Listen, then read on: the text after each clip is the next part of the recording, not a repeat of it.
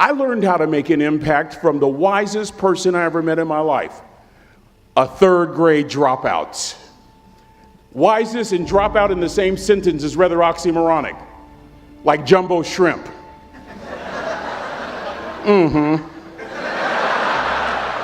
Like fun run, ain't nothing fun about it. Like Microsoft Works, y'all don't hear me. I used to say like country music, but I've lived in Texas so long, I love country music now. I hunt, I fish, I have cowboy boots and cowboy, y'all, I'm a black neck redneck. Do you hear what I'm saying to you? No longer oxymoronic for me to say country music. And it's not oxymoronic for me to say third grade and dropout. That third grade dropout, the wisest person I ever met in my life, who taught me to combine knowledge and wisdom to make an impact, was my father. A simple cook. Wisest man I ever met in my life. Just a simple cook. My father, wisest man I ever met in my life. Left school in the third grade to help out on the family farm, but just because he left school doesn't mean his education stopped. Mark Twain once said, "I've never allowed my schooling to get in the way of my education." My father taught himself how to read, taught himself how to write, decided in the midst of Jim Crowism, as America was breathing the last gasp of the Civil War, my father decided he was going to stand and be a man. Not a black man, not a brown man, not a white man, but a man. He literally challenged himself to be the best that he could all the days of his life. I need you to listen to me very carefully. I have 4 degrees. My brother is a judge. We're not the smartest ones in our family. It's a third grade dropout daddy. A third grade dropout daddy who was quoting Michelangelo when he was a cook at Cal Maritime, saying to us, "Boys, I won't have a problem if you aim high and miss, but I'm going to have a real issue if you aim low and hit." A country mother quoting Henry Ford, saying, "If you think you can or if you think you can't, you're right." You see, it takes knowledge and wisdom combined to grow your influence so that you'll make an impact. You'll be a shipmate that others can count on. I learned that from a third grade drop. Simple lessons. Lessons like these. Son, don't judge people. Son, I've worked at Cal Maritime. You know, I've been all over the world. I've seen good and bad in every shade. Don't judge people. The tendency of a person is to walk away from somebody that's different from them. You stay there and you get to know them. Never judge. Then he dropped Jonathan Swift on me, who said vision is the ability to see the invisible. Don't judge.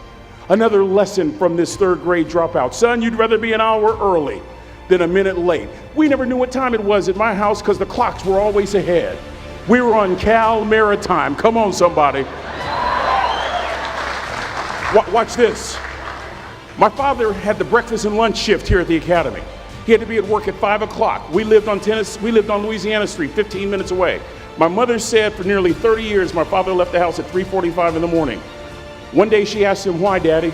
He said, "Maybe one of my boys will catch me in the act of excellence. I want to share 2 things with you. Aristotle said you are what you repeatedly do.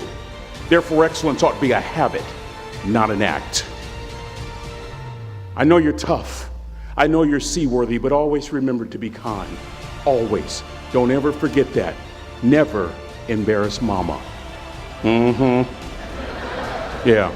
If mama ain't happy, ain't nobody happy. If daddy ain't happy, don't nobody care. But you know, I'm trying to tell you. Next lesson. Lesson from a cook over there in the galley. Son, make sure your servant's towel is bigger than your ego. I want to remind you, cadets, of something as you graduate. Ego is the anesthesia that deadens the pain of stupidity.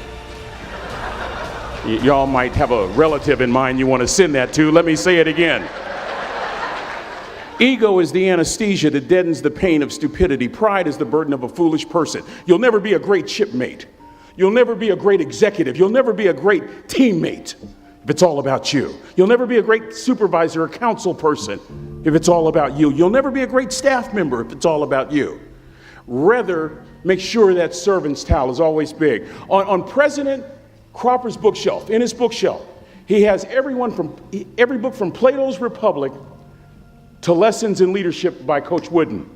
John Wooden coached basketball at UCLA for a living, but his calling was to impact people. And with all those national championships, guess what he was found doing in the middle of the week? Going into the cupboard, grabbing a broom, and sweeping his own gym floor. You want to make an impact? Find your broom. Every day of your life, you find your broom. You grow your influence that way. That way you're attracting people so that you can impact them. Final lesson. Son, if you're going to do a job, do it right.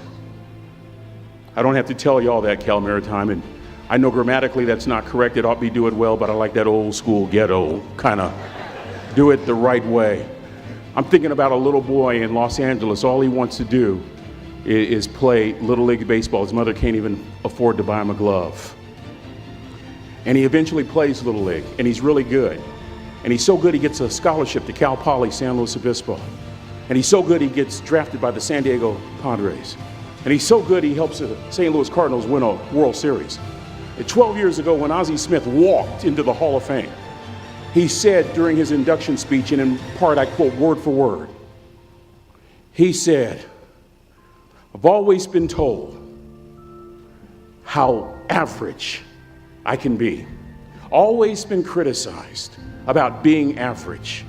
But I want to tell you something. I stand here before you, before all of these people, not listening to those words, but telling myself every single day to shoot for the stars, to be the best that I can be. Good enough isn't good enough if it can be better. And better isn't good enough if it can be best. That's the California Maritime way. Good enough isn't good enough if it can be better. Better isn't good enough if it can be best. Let me close with a very personal story that I think will bring all this into focus. Wisdom will come to you in the unlikeliest of sources, a lot of times through failure. When you hit rock bottom, remember this. While you're struggling, rock bottom can also be a great foundation on which to build and on which to grow. I'm not worried that you'll be successful. I'm worried that you won't fail from time to time. The person that gets up off the canvas and keeps growing, that's the person that will continue to grow their influence.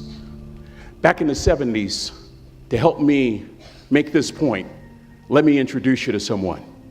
I met the finest woman I'd ever met in my life. We get married, we have a few children, our lives are great. One day, Trina finds a lump in her left breast. Breast cancer. 6 years after that diagnosis, me and my two little boys walked up to Mommy's casket. And for 2 years, my heart didn't beat. If it wasn't for my faith in God, I wouldn't be standing here today. If it wasn't for those two little boys, there would have been no reason for which to go on. I was completely lost. That was rock bottom. You know what sustained me? The wisdom of a third grade dropout. The wisdom of a simple cook from California Maritime Academy.